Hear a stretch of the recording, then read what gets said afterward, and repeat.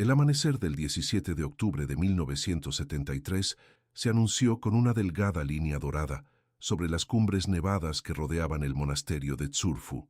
Tenzin Rinchen, un monje de 28 años conocido por su extraordinaria memoria y dedicación a los antiguos textos, se levantó como cada día antes del alba. Sus manos, curtidas por el frío perpetuo del Tíbet, encendieron las lámparas de mantequilla que iluminaban su modesta celda de piedra. El aire, enrarecido por la altitud de 4.300 metros, entraba cortante en sus pulmones mientras realizaba sus primeras respiraciones meditativas del día. Afuera, el viento azotaba las banderas de oración que se extendían como venas coloridas entre los edificios del complejo monástico. Era un sonido familiar, casi reconfortante, que había acompañado a Tenzin desde que llegó al monasterio, siendo apenas un niño. El crujido de la tela contra el viento era parte del lenguaje cotidiano de estas montañas. Lakpa, el monje anciano que se encargaba de la cocina, notó algo inusual aquella mañana mientras preparaba el té con mantequilla. Tenzin, siempre puntual, no había aparecido para ayudarle como lo hacía desde hacía años. La ausencia era extraña, pero no alarmante. Quizás se había quedado dormido después de otra noche de estudio intenso. Lakpa recordaba haberlo visto la noche anterior, cargando varios rollos de textos antiguos hacia la biblioteca subterránea del monasterio, donde se almacenaban los documentos más valiosos y delicados. El joven Rinchen parecía preocupado anoche, comentaría después Lakpa a los demás monjes. Me dijo que había encontrado algo en los textos de la sección prohibida, algo que debía consultar con el lama Yeshe urgentemente. Nunca lo había visto tan perturbado. Para el mediodía, la ausencia de Tenzin ya había generado inquietud entre la pequeña comunidad de 47 monjes. Primero revisaron su celda, la cama apenas tocada, sus escasas pertenencias en perfecto orden, su manto ceremonial cuidadosamente doblado. Todo estaba en su lugar, excepto su túnica de trabajo diario y sus sandalias. No había señales de lucha ni desorden. El lama Yeshe, líder espiritual del monasterio, organizó una búsqueda metódica. Los monjes recorrieron cada rincón del complejo, los patios de meditación, las salas de debate, las cocinas, los almacenes de grano. Descendieron a la biblioteca subterránea, donde los textos más antiguos y valiosos se mantenían protegidos del clima extremo y la luz directa. Allí encontraron algo inquietante. Varios manuscritos estaban fuera de su lugar habitual, desplegados sobre la mesa de lectura. Uno de ellos, particularmente antiguo, mostraba un mapa detallado del complejo monástico con anotaciones en un dialecto arcaico del tibetano que pocos podían descifrar completamente. «Este mapa muestra pasajes que no conozco», murmuró el lama Yeshe, pasando sus dedos arrugados por el amarillento pergamino. «Y estas anotaciones hablan de una cámara secreta, un lugar de protección. Cuando la búsqueda dentro del monasterio no dio resultados, expandieron el perímetro hacia las laderas rocosas que rodeaban el complejo. El clima empeoraba por momentos. Nubes pesadas de tormenta se acumulaban sobre las montañas, amenazando con una nevada temprana.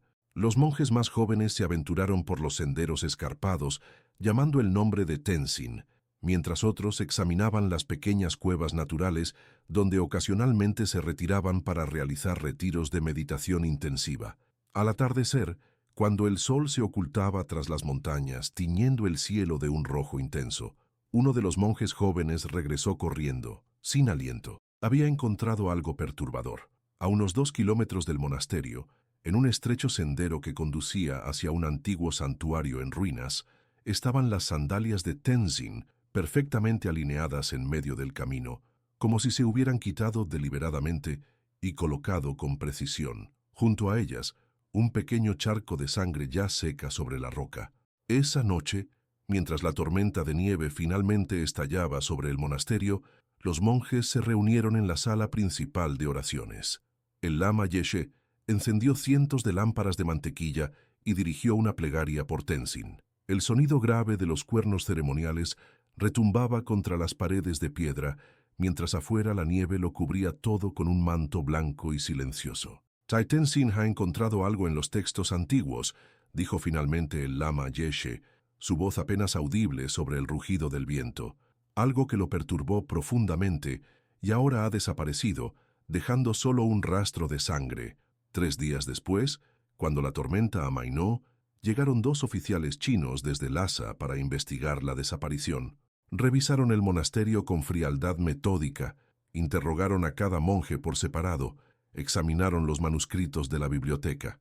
Al 4.º día se marcharon sin explicaciones, llevándose consigo los textos que Tenzin había estado estudiando y el mapa antiguo. En su informe oficial, fechado el 25 de octubre de 1973, concluyeron: el monje Tenzin Rinchen abandonó el monasterio voluntariamente, posiblemente para cruzar ilegalmente la frontera con Nepal. Se presume deserción. Pero los monjes de Surfu sabían que esa explicación no tenía sentido. Tenzin era devoto, dedicado, profundamente comprometido con su vida monástica. No tenía razones para huir. Además, había dejado atrás su manto ceremonial, algo que ningún monje abandonaría voluntariamente. Y luego estaba la sangre en el camino, las sandalias perfectamente alineadas, como si alguien hubiera querido dejar un mensaje silencioso. Los meses siguientes, el Lama Yeshe envejeció visiblemente. Muchas noches, los monjes más jóvenes lo encontraban en la biblioteca subterránea, revisando textos antiguos a la luz temblorosa de una lámpara, buscando pistas sobre lo que Tenzin podría haber descubierto. Cada cierto tiempo, susurraba para sí mismo: la cámara secreta, el lugar de protección. ¿Dónde está? El silencio que siguió a la desaparición de Tenzin fue más pesado que la nieve que cada invierno sepultaba el monasterio. Un silencio que guardaba secretos enterrados entre piedras centenarias, secretos que esperarían más de 2 décadas para salir a la luz. Las semanas posteriores a la desaparición de Tenzin Rinchen se diluyeron en un tiempo espeso y doloroso para la comunidad del monasterio de Tsurfu. El Lama Yeshe, contrariamente a lo que las autoridades chinas esperaban, no abandonó la búsqueda. Con la discreción que los tiempos políticos exigían, envió mensajes cifrados a otros monasterios de la región, describiendo la desaparición y solicitando información sobre cualquier monje que pudiera haber llegado buscando refugio. «Buscamos a un hermano que estudia las estrellas antiguas», decían los mensajes, utilizando un código que los monjes tibetanos habían desarrollado durante décadas de opresión. Estrellas antiguas era la manera de referirse a los textos prohibidos, aquellos que hablaban de la historia verdadera del Tíbet antes de la ocupación. Mientras tanto, Dorje, un joven novicio de apenas 14 años que había sido aprendiz de Tenzin, comenzó su propia investigación silenciosa.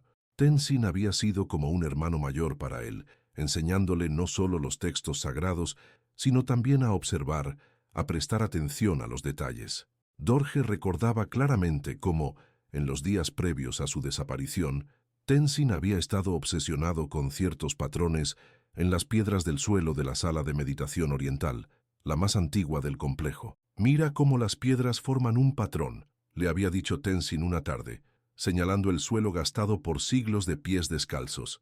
«No es aleatorio, es un yantra, un diagrama sagrado, pero ¿por qué ocultarlo en el suelo, donde sería pisado? A menos que...» No había terminado la frase. Ahora Dorje pasaba horas estudiando esas mismas piedras, tratando de ver lo que su maestro había visto. A finales de noviembre de 1973, un mes después de la desaparición, llegó la primera respuesta a los mensajes del Lama Yeshe. Un comerciante de té que servía como mensajero entre monasterios trajo la noticia. Un pastor de Yax había encontrado una túnica manchada de sangre en un barranco a unos 20 kilómetros al este de Surfu. La prenda estaba rasgada y mostraba cortes limpios, como los que produciría un cuchillo afilado. El pastor, temeroso de problemas con las autoridades, había quemado la túnica, pero guardó un pequeño fragmento que entregó al monasterio de Drigung, desde donde finalmente llegó a manos del Lama Yeshe. El anciano lama examinó el pedazo de tela color azafrán con manos temblorosas. «Es del mismo tejido que usamos en Surfu», confirmó con voz quebrada. «Y esta mancha es sangre, sin duda». Esa noche se realizó una ceremonia privada en honor a Tenzin. Aunque no había un cuerpo que cremar, siguiendo la tradición tibetana, prepararon una pira funeraria simbólica. Los monjes cantaron sutras por su alma, mientras el Lama Yeshe arrojaba granos de incienso sobre las llamas. Sin embargo, oficialmente, el monasterio no declaró muerto a Tenzin. No tenemos certeza, insistía el lama Yeshe cuando los oficiales chinos presionaban para cerrar el caso. En nuestra tradición, sin un cuerpo, sin testigos, no podemos afirmar que haya fallecido. Esta postura resultaba incómoda para las autoridades, que querían evitar cualquier investigación que pudiera atraer atención internacional. La década de 1970 era un periodo particularmente tenso en el Tíbet ocupado. La revolución cultural china había causado la destrucción de innumerables monasterios y la muerte de miles de monjes. Zurfu había sobrevivido relativamente intacto gracias a una combinación de su aislamiento geográfico y la diplomacia cuidadosa del lama Yeshe, pero caminar la línea entre la preservación de las tradiciones y la obediencia aparente a las autoridades era un ejercicio diario de equilibrio precario. En enero de 1974, 3 meses después de la desaparición, ocurrió algo que reavivó brevemente las esperanzas. Un comerciante que viajaba entre el Tíbet y Nepal informó haber visto a un monje que coincidía con la descripción de Tenzin en un pequeño templo cerca de la frontera. El hombre afirmaba que este monje parecía nervioso, siempre mirando por encima del hombro, y que llevaba consigo un paquete envuelto en tela que protegía celosamente. El lama Yeshe envió inmediatamente a 2 monjes de confianza, disfrazados como peregrinos comunes, para investigar. Viajaron durante 2 semanas a través de pasos montañosos peligrosos, evitando los puestos de control oficiales. Cuando finalmente llegaron al templo descrito por el comerciante, descubrieron que el monje en cuestión era en realidad un anciano que había huido de otro monasterio años atrás. No había rastro de Tenzin. Esta falsa esperanza fue solo la primera de muchas que surgirían y se desvanecerían en los años siguientes. Cada cierto tiempo, llegaba un rumor. Alguien había visto a un monje parecido a Tenzin en Katmandú. Un refugiado tibetano en India mencionó a un monje recién llegado que hacía preguntas sobre textos antiguos. Un comerciante chino habló de un prisionero en Lhasa que recitaba sutras en voz baja durante la noche. Cada pista era seguida con diligencia, cada rumor investigado exhaustivamente, y cada vez la esperanza se desvanecía como la niebla matutina sobre las montañas. Mientras tanto, en el monasterio, la vida continuaba con su ritmo inmutable. Las oraciones diarias, las ceremonias estacionales, la llegada y partida de peregrinos, pero el espacio vacío dejado por Tenzin era como una herida que no terminaba de cicatrizar. Su celda permaneció intacta, sus escasas posesiones preservadas exactamente como las había dejado. Cada año, en el aniversario de su desaparición, se encendía una lámpara especial que ardía durante 7 días completos. Dorje, el joven aprendiz, creció y se convirtió en un monje respetado. A los 20 años, ya era responsable de la biblioteca que una vez había sido el dominio de su mentor desaparecido. Pasaba innumerables horas estudiando los mismos textos que habían ocupado a Tenzin, buscando entender qué había descubierto que lo llevó a su destino desconocido.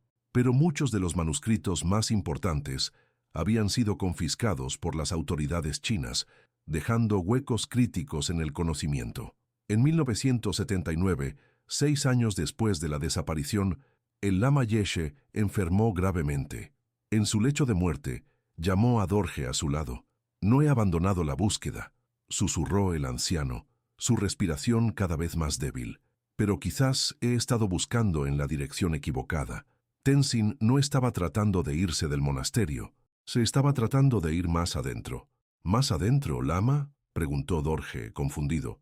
El mapa que estaba estudiando mostraba pasajes olvidados, cámaras secretas dentro del monasterio mismo, espacios sellados durante siglos, tal vez lugares de protección y de peligro.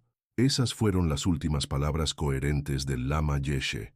Falleció esa misma noche, llevándose consigo conocimientos acumulados durante décadas.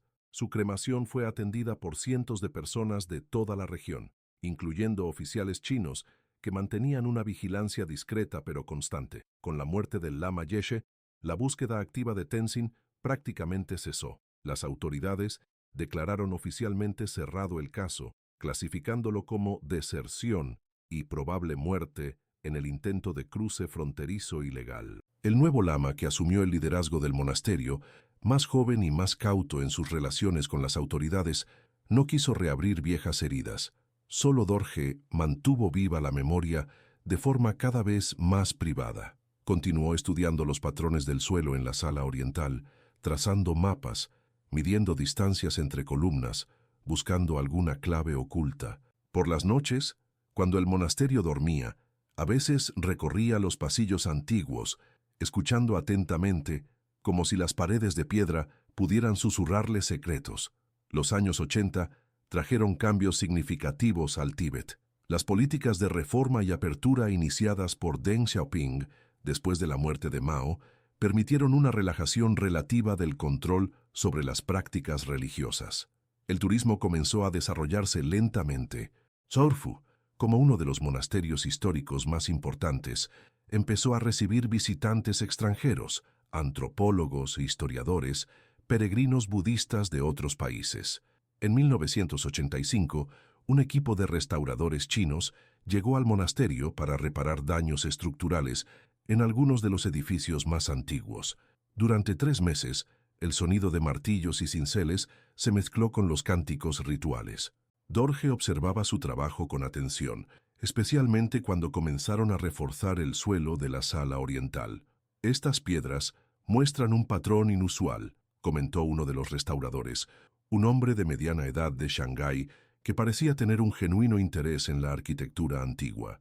No es típico de la construcción tibetana tradicional.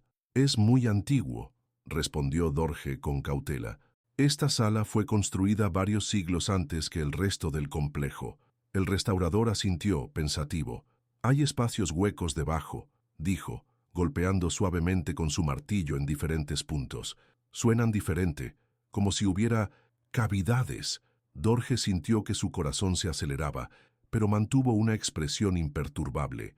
Probablemente son solo imperfecciones en la construcción original, o tal vez madrigueras de roedores, sugirió con estudiada indiferencia. El equipo de restauración finalmente reforzó el suelo sin explorarlo más a fondo, para alivio de Dorje. Pero esa conversación casual había confirmado lo que Tenzin y luego él mismo habían sospechado. Había algo bajo aquellas piedras gastadas, algo que tal vez explicaría la desaparición ocurrida 12 años atrás. Para 1990, 17 años después de que Tenzin se esfumara sin dejar rastro, su historia se había convertido en una leyenda susurrada entre los monjes más jóvenes. Se hablaba de un monje que había descubierto secretos prohibidos y había sido silenciado, o que había encontrado un tesoro oculto y huido, o que había desafiado a las autoridades y pagado el precio. Cada versión reflejaba más los temores y esperanzas de quien la contaba que cualquier verdad histórica. Dorje, ahora de 31 años y uno de los monjes principales del monasterio, dejó de corregir estas historias. Comprendió que la leyenda, a su manera, mantenía viva la memoria de su maestro, incluso si distorsionaba los hechos.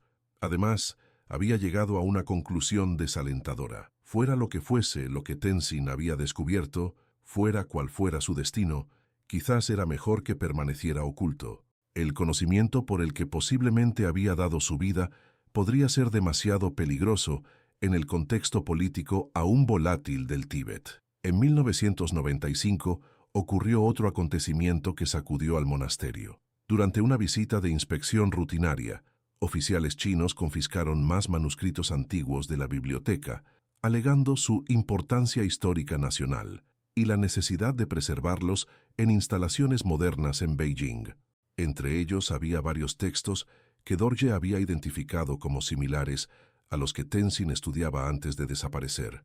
Esa noche, después de que los oficiales se marcharan con los textos, Dorje tuvo un sueño vívido. Vio a Tenzin, no como había sido la última vez, un joven de 28 años lleno de energía y curiosidad, sino como sería ahora, un hombre de mediana edad, con el rostro marcado por el tiempo. En el sueño, Tenzin le mostraba un objeto, un pequeño cuchillo ceremonial de doble filo, un furba, con intrincados grabados en su empuñadura de hueso. No está perdido, decía Tenzin en el sueño, está guardado, protegido hasta que sea el momento. Dorje despertó sobresaltado, con la imagen del furba grabada vívidamente en su mente. Recordó entonces algo que había olvidado. Tenzin siempre llevaba consigo un furba antiguo, heredado de su maestro. Era un objeto personal, no incluido en el inventario oficial de reliquias del monasterio, y no estaba entre las posesiones que habían quedado en su celda. Durante los años siguientes, la historia de Tenzin se fue diluyendo gradualmente en el tejido de la memoria colectiva del monasterio. Los monjes más ancianos que lo habían conocido personalmente fueron falleciendo uno a uno. Los más jóvenes apenas conocían su nombre. Para finales de la década de 1990, 25 años después de su desaparición, solo Dorje mantenía viva la búsqueda, aunque fuera solo en su mente y en sus sueños recurrentes. El silencio que había caído sobre el misterio de Tenzin Rinchen parecía definitivo, sellado por el tiempo y la cautela. Un silencio que solo sería roto por un descubrimiento accidental, cuando nadie lo esperaba ya, en el verano de 1999. El 12 de junio de 1999 amaneció despejado sobre las montañas que rodeaban el monasterio de Surfu. Un cielo de un azul imposible se extendía sobre las cumbres nevadas, como si la naturaleza misma celebrara la llegada del verano. Para los 4 excursionistas españoles que habían acampado en un valle cercano, era el día perfecto para explorar las ruinas de un pequeño santuario abandonado que habían divisado el día anterior a unos 3 kilómetros del camino principal. Carlos Martínez, fotógrafo de 32 años de Barcelona, llevaba meses planeando esta expedición al Tíbet. Junto a él viajaban su novia Lucía, bióloga, Manuel, un antropólogo especializado en culturas del Himalaya, y Elena, médica y amiga de la pareja, que se había unido a la expedición a último momento. Los 4 formaban parte de un grupo más amplio de turistas extranjeros que visitaban la región en un tour organizado, pero habían conseguido separarse temporalmente para explorar por su cuenta. El guía oficial nos dijo que no nos alejáramos tanto, recordó Manuel mientras ascendían por un sendero escarpado hacia las ruinas. Pero estas estructuras no aparecen en ninguna guía turística. Podría ser un hallazgo antropológico interesante. El sendero, apenas visible entre la vegetación baja y pedregosa, parecía no haber sido transitado en años. De vez en cuando, Carlos se detenía para fotografiar formaciones rocosas inusuales o pequeñas flores alpinas que crecían tenazmente entre las grietas de las piedras. Cerca del mediodía, después de una ascensión exigente, llegaron a las ruinas. Se trataba de los restos de lo que parecía haber sido un pequeño templo o ermita, paredes de piedra derruidas que apenas alcanzaban 1 metro de altura, los cimientos de lo que podría haber sido una torre de vigilancia, y un espacio central que sugería una sala de oración. Todo estaba parcialmente cubierto por líquenes y pequeños arbustos que habían colonizado las piedras a lo largo de décadas, quizás siglos, de abandono. Es más antiguo de lo que pensaba, comentó Manuel, examinando el estilo de construcción, probablemente prebudista, de la tradición Bon. Miren estos símbolos tallados en las piedras del umbral. Mientras Manuel y Lucía estudiaban los restos arqueológicos, Carlos exploró los alrededores, fotografiando el valle que se extendía a sus pies y el imponente monasterio de Surfu que se divisaba a lo lejos. Elena, por su parte, se sentó sobre una roca plana a descansar y beber agua. Fue en ese momento cuando notó algo inusual. «Hay una corriente de aire», dijo, llamando la atención de sus compañeros. «Sale de entre estas piedras». Los 4 se acercaron al punto que Elena señalaba, una acumulación de rocas que parecía ser parte del muro derrumbado, pero de donde, efectivamente, emanaba una suave corriente de aire fresco. «Podría ser una cámara subterránea», sugirió Manuel, su voz tensa de emoción, «o simplemente una madriguera de animales». Con cuidado, comenzaron a retirar algunas de las piedras más pequeñas. Tras varios minutos de trabajo, quedó a la vista una abertura estrecha, apenas lo suficientemente amplia para que una persona pudiera deslizarse dentro. «Deberíamos informar a las autoridades locales», dijo Lucía, súbitamente cautelosa. «No sabemos si este lugar tiene importancia cultural o religiosa. Solo echaremos un vistazo rápido», respondió Carlos, ya preparando su cámara con flash. «No tocaremos nada, lo prometo». Carlos fue el primero en entrar, seguido por Manuel. La abertura daba a un espacio sorprendentemente amplio, una cámara subterránea de unos 3 metros de diámetro, con el techo lo suficientemente alto como para que pudieran permanecer de pie. La luz de sus linternas reveló paredes de piedra bien conservadas y un suelo de tierra apisonada. El aire era fresco y seco, sin el olor a humedad o a animal que habrían esperado. «Esto no es natural», murmuró Manuel. «Es una construcción deliberada, una cámara oculta». En el centro de la estancia había una pequeña plataforma de piedra, similar a un altar. Sobre ella, envuelto en lo que parecían ser los restos deshilachados de una tela, había un objeto que captó inmediatamente su atención. Carlos dirigió el haz de su linterna hacia el objeto. Era un cuchillo ritual, un furba, con una hoja de doble filo y una empuñadura elaboradamente tallada que representaba una deidad de 3 cabezas. Junto al cuchillo había un bulto más grande, envuelto en los restos de lo que claramente había sido una túnica monástica de color azafrán, ahora descolorida y parcialmente descompuesta por el tiempo. «No deberíamos tocar nada», insistió Manuel, pero su voz traicionaba su fascinación. «Esto podría ser un lugar de enterramiento o un escondite ritual». Carlos, sin embargo, ya estaba tomando fotografías con flash, documentando el hallazgo desde todos los ángulos posibles. La luz intensa de la cámara iluminaba momentáneamente la estancia, revelando detalles que las linternas no capturaban: símbolos tallados en las paredes, manchas oscuras en el suelo alrededor del altar, lo que parecían ser restos de velas o lámparas de mantequilla consumidas hacía mucho tiempo. Fue durante uno de estos destellos cuando ambos vieron algo que les heló la sangre. Bajo los pliegues deteriorados de la túnica asomaba lo que inequívocamente parecía ser un hueso humano. «Dios mío», susurró Carlos, retrocediendo instintivamente. Manuel se acercó con cautela y, usando un bolígrafo para no tocar directamente la tela, levantó ligeramente un pliegue de la túnica. El destello siguiente de la cámara confirmó sus sospechas.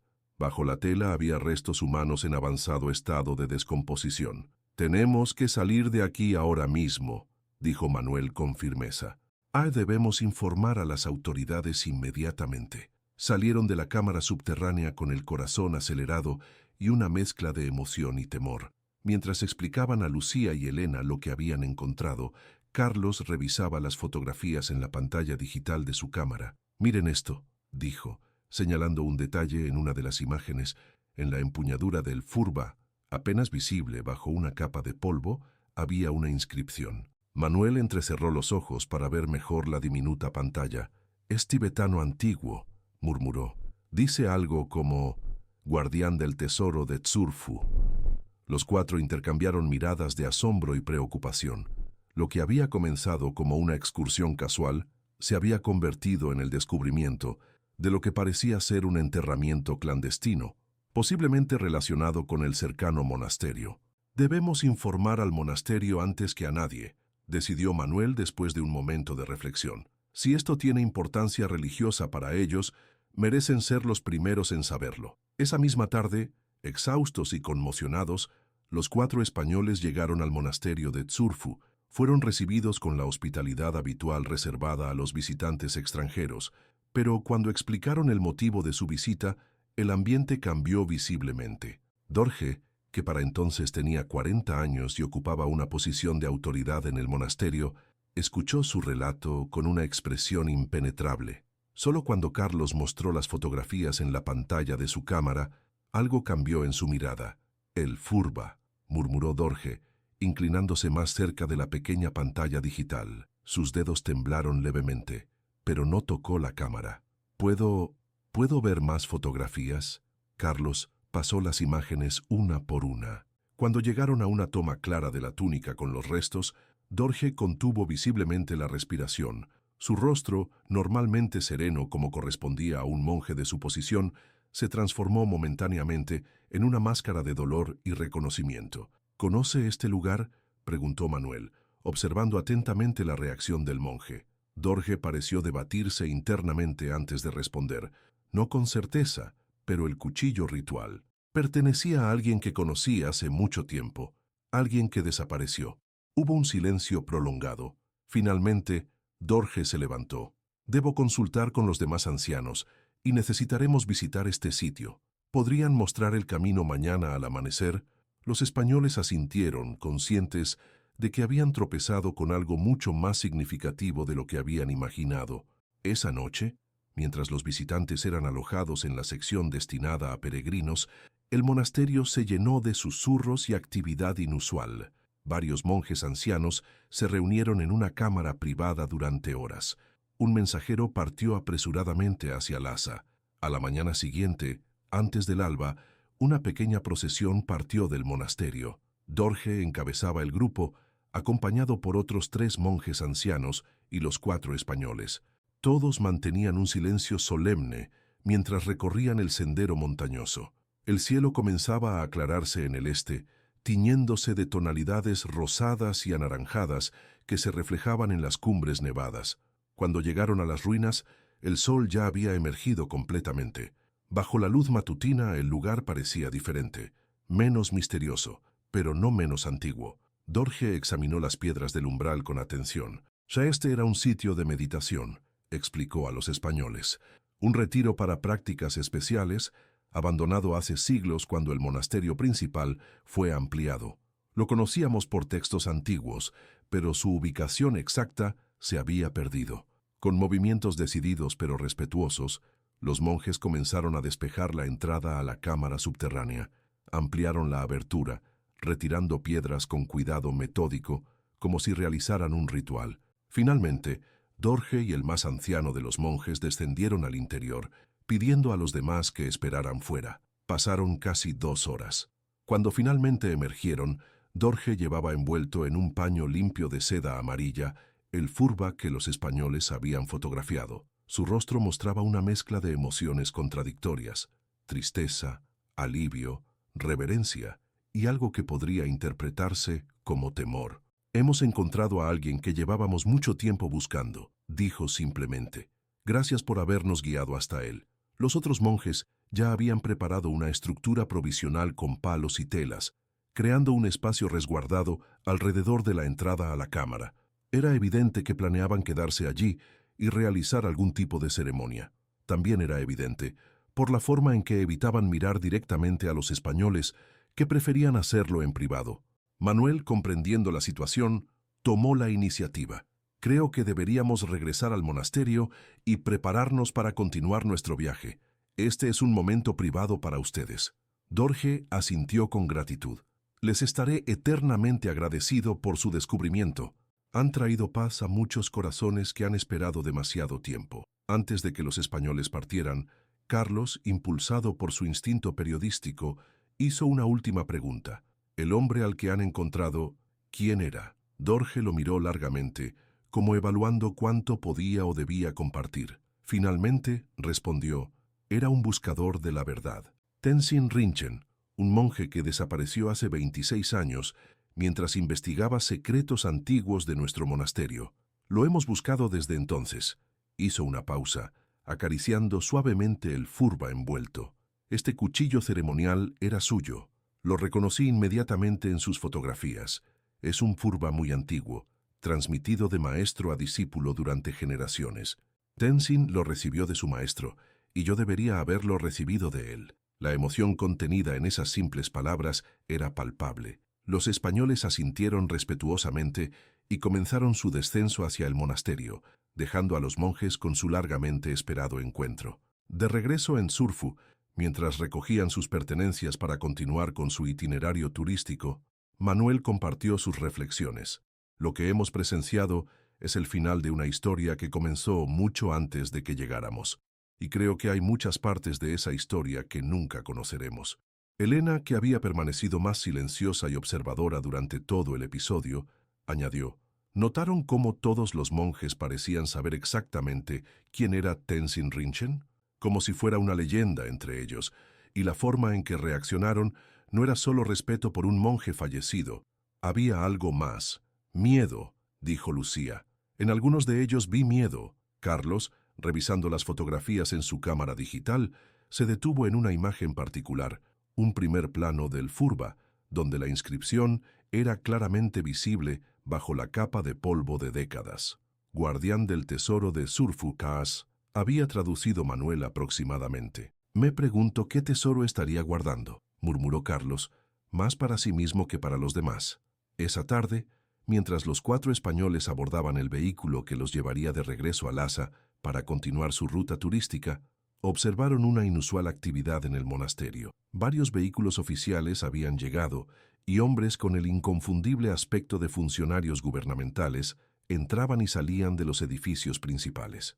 «Parece que las autoridades ya están involucradas», comentó Manuel. «Me pregunto si volverán a cerrar ese lugar», añadió Lucía. «Si volverán a enterrar lo que encontramos». Lo que ninguno de ellos podía saber en ese momento era que las fotografías que Carlos había tomado, aparentemente insignificantes para cualquiera que no conociera la historia, se convertirían en las piezas clave de un rompecabezas que había permanecido incompleto durante casi 3 décadas. Un rompecabezas cuya solución estaba a punto de revelarse, trayendo a la luz verdades largamente enterradas bajo el peso del silencio, el miedo y la política. El furba, ese pequeño cuchillo ceremonial cubierto de polvo y recuerdos, había comenzado su viaje de regreso al monasterio de Tsurfu, llevando consigo los secretos que su último portador había protegido con su vida. El regreso del furba al monasterio de Tsurfu desencadenó una serie de acontecimientos que nadie, ni siquiera Dorje, podría haber anticipado completamente. La noticia del descubrimiento se extendió rápidamente, primero entre los monjes, luego hacia las comunidades tibetanas cercanas y finalmente llegó a oídos de las autoridades en Lhasa. Para la comunidad monástica, el hallazgo representaba mucho más que el final de una búsqueda de 26 años. Era la confirmación de sospechas largamente mantenidas, la validación de una lealtad que había resistido décadas de incertidumbre. Para Dorje, que había pasado la mayor parte de su vida adulta persiguiendo fantasmas y pistas fragmentarias, era la culminación de un camino doloroso hacia la verdad. 3 días después del descubrimiento, una pequeña procesión regresó al monasterio desde las ruinas del antiguo retiro. 4 monjes cargaban una litera simple, cubierta con telas ceremoniales amarillas y rojas. Sobre ella reposaban los restos de Tenzin Rinchen, cuidadosamente recuperados de su improvisada tumba. El furba, limpio ahora del polvo acumulado durante décadas, brillaba sobre el pecho del fallecido, su hoja de doble filo capturando la luz del sol como si aún contuviera vida. Esa noche, en la privacidad de la sala principal de oraciones, se realizó una ceremonia funeraria completa. Solo los monjes del monasterio y algunos ancianos de aldeas cercanas que habían conocido a Tenzin fueron admitidos. Afuera, varios vehículos oficiales permanecían estacionados, sus ocupantes manteniendo una vigilancia discreta pero constante. Mientras las lámparas de mantequilla parpadeaban y los cánticos llenaban el aire impregnado de incienso, Dorje permaneció junto a los restos de su maestro, su mente dividida entre el presente solemne y los recuerdos de un pasado que ahora comenzaba a cobrar un nuevo significado. Al amanecer siguiente, cuando la ceremonia concluyó, Dorje fue llamado a una reunión privada con el actual lama principal del monasterio y 2 oficiales gubernamentales de alto rango que habían llegado desde Beijing específicamente para este asunto. La conversación tuvo lugar en una pequeña habitación anexa a la biblioteca, con paredes gruesas que aseguraban que ninguna palabra escapara. El gobierno reconoce la importancia religiosa de este hallazgo para su comunidad, comenzó uno de los oficiales, un hombre de mediana edad con gafas de montura fina y un traje impecable.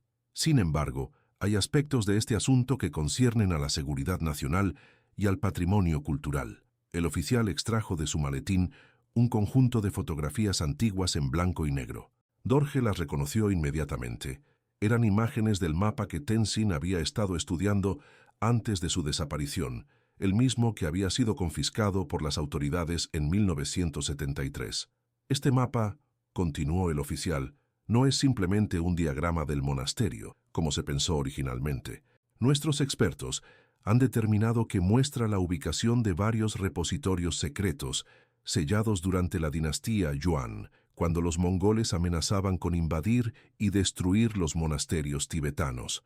El segundo oficial, un hombre mayor con el rostro impasible, intervino. Durante siglos, los monasterios tibetanos ocultaron sus tesoros más valiosos, textos antiguos, reliquias, registros históricos, crearon cámaras secretas, pasajes ocultos. El conocimiento de estas ubicaciones se transmitía oralmente, de lama a lama, para evitar que cayera en manos equivocadas. Dorje escuchaba con creciente asombro. Lo que estos hombres describían encajaba perfectamente con las fragmentarias notas que Tenzin había dejado, con las pistas que él mismo había estado reuniendo durante años. «Creemos», continuó el primer oficial, «que su monje Tenzin Rinchen descubrió una de estas cámaras, posiblemente debajo de este mismo monasterio, y que lo que encontró allí fue lo suficientemente significativo como para costarle la vida». Un silencio pesado llenó la habitación. Finalmente, el lama principal habló.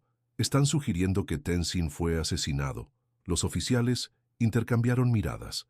«Los resultados preliminares de la autopsia realizada a los restos indican un traumatismo craneal severo», respondió el más joven con tono clínico, «consistente con un golpe deliberado, no con una caída accidental». Dorje cerró los ojos, intentando controlar el torbellino de emociones que amenazaba con abrumarlo. Siempre había sospechado que la desaparición de Tenzin no había sido voluntaria, pero la confirmación oficial de su asesinato era como un puñal en el corazón. «¿Por qué nos revelan esto ahora?», preguntó Dorje cuando finalmente pudo hablar. «Durante décadas, las autoridades mantuvieron que había desertado, que probablemente había muerto intentando cruzar la frontera». El oficial mayor inclinó levemente la cabeza, un gesto que podría interpretarse como una disculpa. «Los tiempos han cambiado, y este caso se ha vuelto relevante nuevamente debido a desarrollos recientes». Extrajo de su maletín otro documento, este mucho más reciente, un informe con el sello del Ministerio de Seguridad Pública. Hace 2 meses, en una subasta en Hong Kong, apareció un manuscrito tibetano excepcional datado del siglo XIII. Un texto que se creía perdido durante la invasión mongola. El análisis de autenticidad confirmó que era genuino. El manuscrito, continuó, contenía referencias detalladas a la red de repositorios secretos de los monasterios tibetanos. Mencionaba específicamente Tsurfu como el lugar donde se ocultó el tesoro más valioso. «Y ahora quieren encontrar ese tesoro», concluyó Dorje, sin poder ocultar un tono de amargura. «Lo que queremos», respondió el oficial mayor con voz firme, «es cooperación. Ustedes conocen este monasterio mejor que nadie. Han estudiado los textos antiguos, las tradiciones orales, y ahora tienen el furba, que según nuestros expertos no es solo un cuchillo ceremonial, sino una llave». Dorje miró al lama principal, buscando orientación. El anciano permaneció en silencio durante varios momentos, su rostro arrugado, completamente inexpresivo. Finalmente, asintió casi imperceptiblemente. «Les mostraremos lo que sabemos», dijo Dorje, sintiendo que tomaba una decisión que cambiaría para siempre el curso de la historia del monasterio. «Pero con una condición: lo que encontremos, sea lo que sea, debe permanecer aquí. Puede ser estudiado, documentado, pero no retirado de Tsurfu». Los oficiales intercambiaron miradas nuevamente, comunicándose silenciosamente. «Podemos acordar esos términos», dijo finalmente el más joven, «siempre que lo que encontremos no represente un riesgo para la seguridad nacional». Los días siguientes fueron extraordinarios. Un equipo de arqueólogos y especialistas en conservación llegó desde Beijing, trayendo consigo equipos avanzados, escáneres de radar de penetración terrestre, cámaras termográficas, herramientas de precisión para trabajar con materiales antiguos. La sala oriental de meditación, aquella con el suelo de piedras gastadas que tanto había intrigado a Tenzin y luego a Dorje, se convirtió en el centro de la investigación. Los escáneres confirmaron lo que las sospechas y los golpes de martillo habían sugerido años atrás. Bajo el suelo aparentemente sólido existía un espacio hueco, una cámara de dimensiones considerables que no aparecía en ningún plano oficial del monasterio. El desafío era encontrar la entrada. Según los antiguos textos que ahora compartían libremente los monjes y los expertos del gobierno, estas cámaras secretas estaban diseñadas para permanecer indetectables.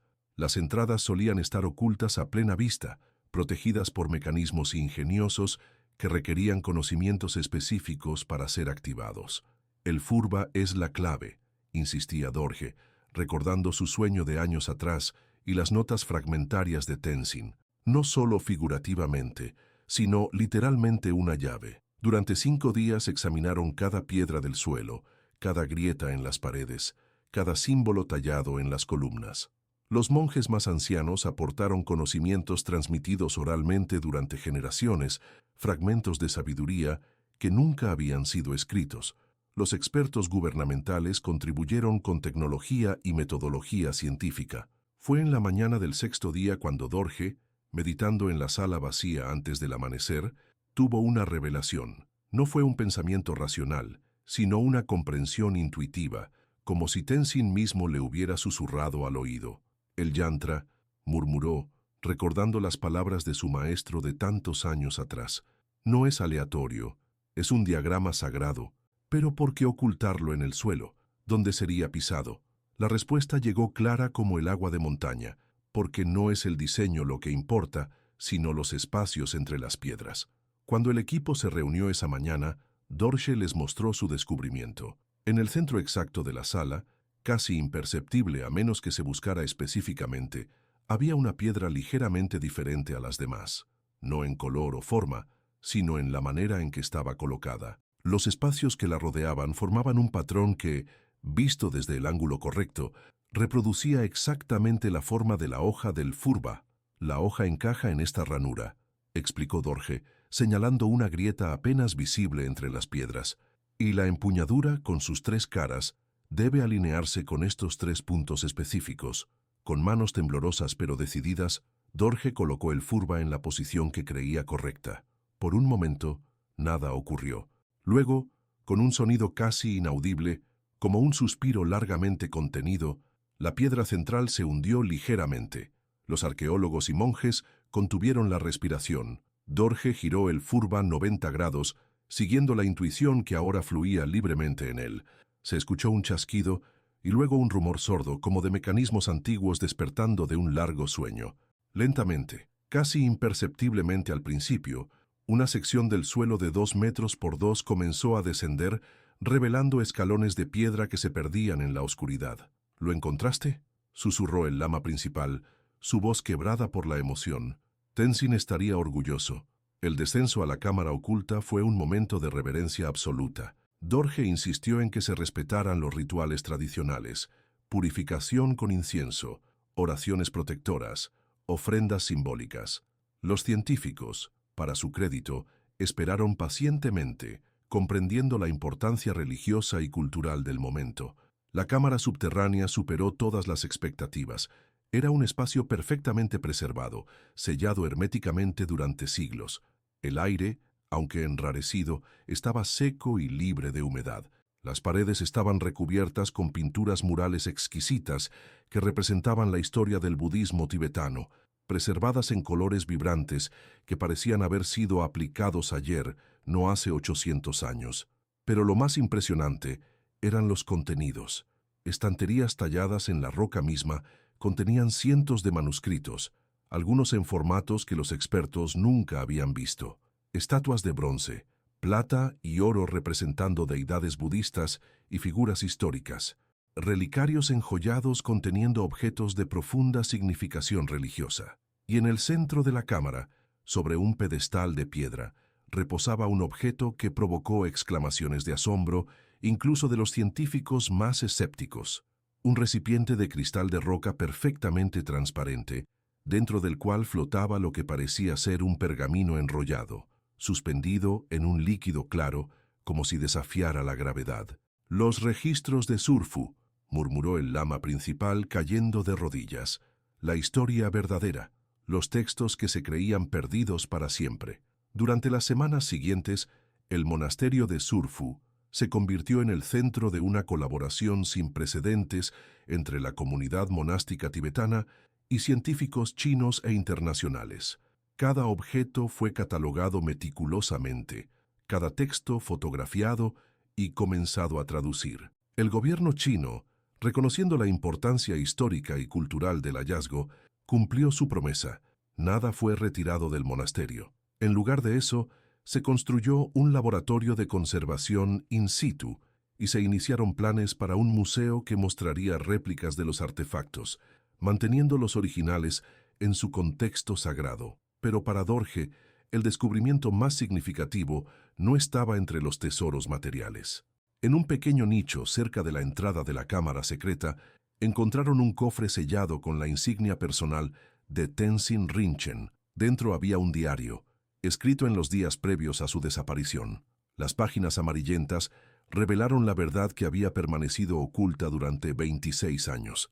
Tenzin había descubierto pistas sobre la cámara secreta mientras estudiaba textos antiguos que habían sido pasados por alto durante siglos. Comprendiendo la importancia histórica y espiritual del hallazgo, consultó con el lama Yeshe, quien le aconsejó cautela extrema. El conocimiento de este lugar podría ser utilizado para propósitos contrarios a nuestras enseñanzas, había escrito Tenzin. El lama Yeshe me ha instruido a verificar su existencia en secreto, sin alertar a nadie más, ni siquiera a otros monjes. Tenzin había logrado localizar la entrada, había descubierto cómo usar el furba como llave. Pero la noche en que planeaba hacer su exploración final, fue seguido. El diario no identificaba explícitamente a sus perseguidores, pero sugería que eran agentes gubernamentales que habían notado su inusual interés en textos específicos. Las últimas entradas eran fragmentarias, escritas apresuradamente.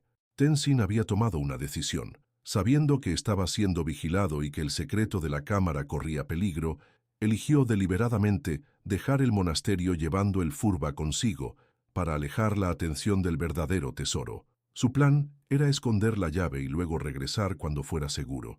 La entrada final, fechada la noche de su desaparición, era desgarradora en su simplicidad. Si no regreso, que encuentren el furba cuando sea el momento adecuado. El tesoro esperará. Ha esperado siglos. Puede esperar un poco más. Lo que protegemos no es oro ni joyas, sino la verdad. Y la verdad siempre encuentra su camino hacia la luz, incluso si tarda generaciones. No había explicación de cómo había terminado en la cámara subterránea del antiguo retiro, mortalmente herido, pero con fuerzas suficientes para sellar su propia tumba improvisada. Los forenses especularon que, perseguido y herido, había buscado refugio en el único lugar que conocía que estaría verdaderamente abandonado y olvidado. La noticia del descubrimiento y la verdad sobre la desaparición de Tenzin Rinchen se extendió globalmente. Los medios internacionales cubrieron exhaustivamente el hallazgo arqueológico, aunque los detalles específicos sobre el contenido de los manuscritos y la naturaleza exacta de algunos de los artefactos permanecieron confidenciales, protegidos tanto por el gobierno chino como por las autoridades monásticas.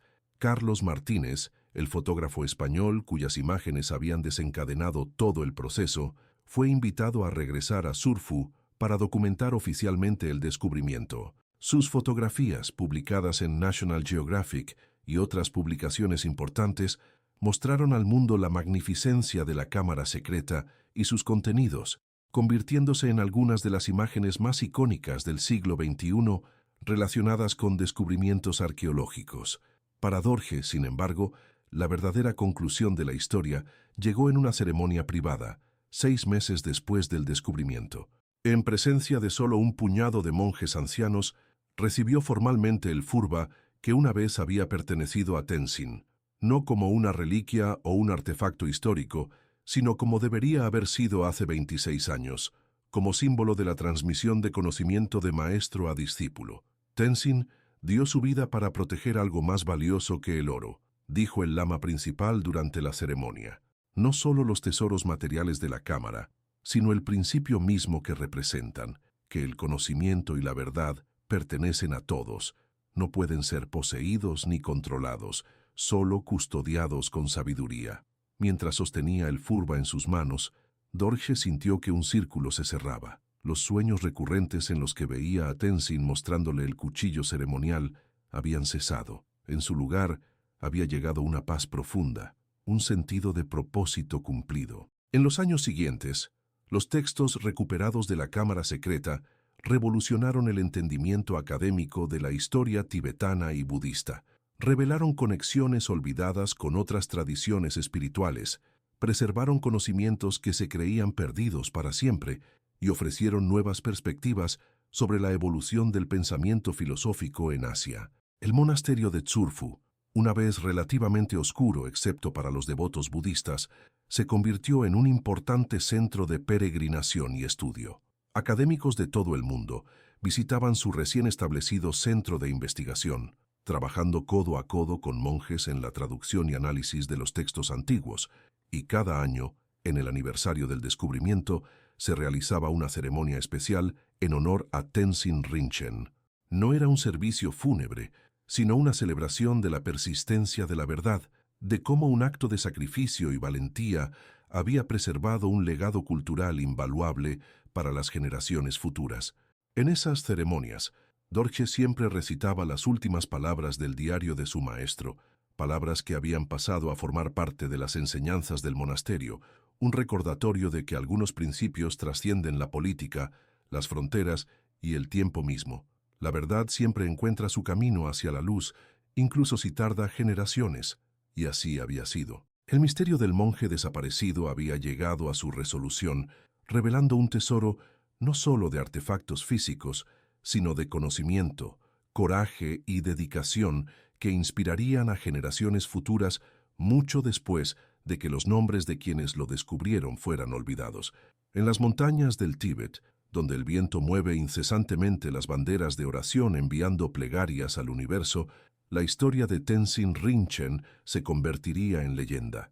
No una leyenda de fantasmas o milagros sobrenaturales, sino una muy humana, la de un hombre que entendió que algunas verdades valen más que una sola vida, y que algunos tesoros pertenecen no a individuos o naciones, sino a la humanidad entera.